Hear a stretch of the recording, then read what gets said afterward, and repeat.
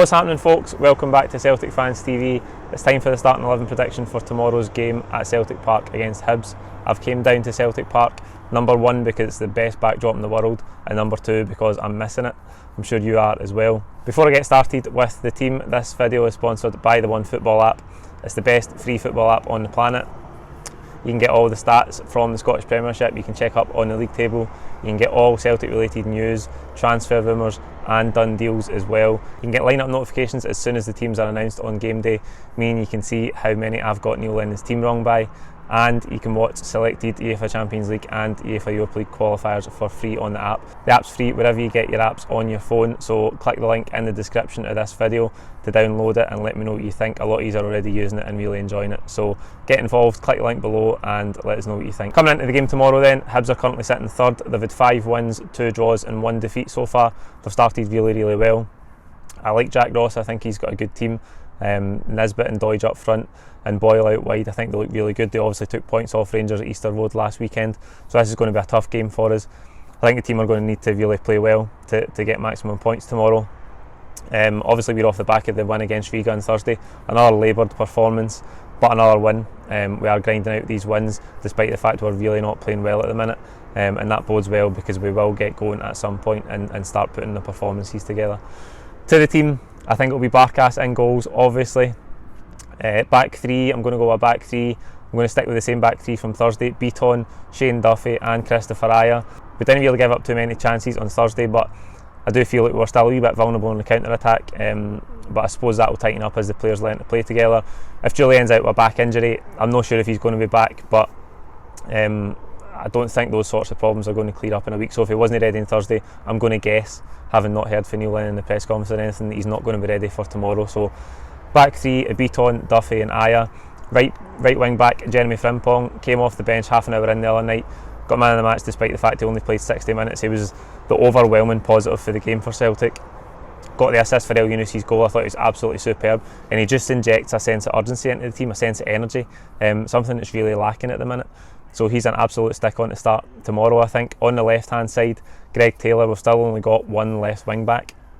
Not a lot of talk about any rumours of who's coming in that position. It's kind of went quiet over the last week or so.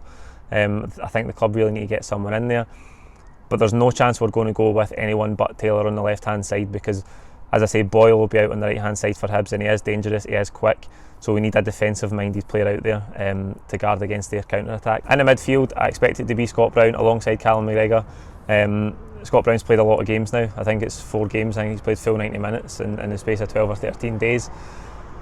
Neil Lennon did say that David Turnbull will be involved at the weekend. I don't think he'll start him though. I would like to see him start. I don't think he will. I do expect to see him from the bench, and if we get a good lead in the game, then I think he can come off maybe half an hour to go and give David Turnbull some good minutes on the pitch. Callum McGregor alongside him. In front of them I'm going to go Ryan Christie.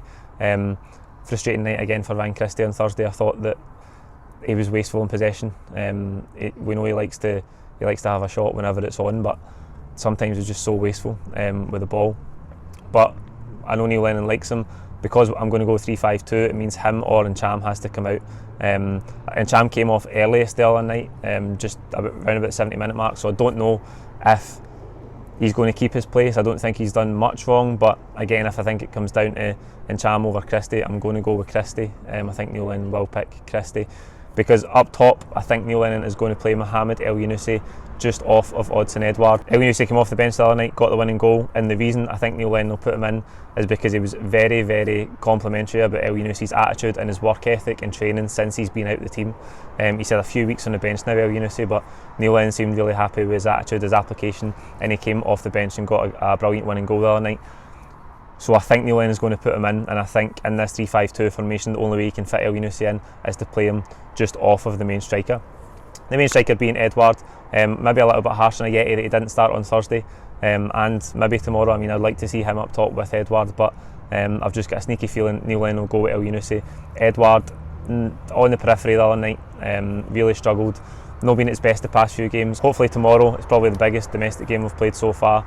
Hopefully he can bring a high level performance. We know how good he can be, and we're a much better team when he's playing well. That's the team I've went with. Like the video, comment your own thoughts below, and please don't forget to subscribe if you haven't already. We'll see you tomorrow after the game for live full-time reaction from the home of full-time reaction here on Celtic Fans TV. Cheers.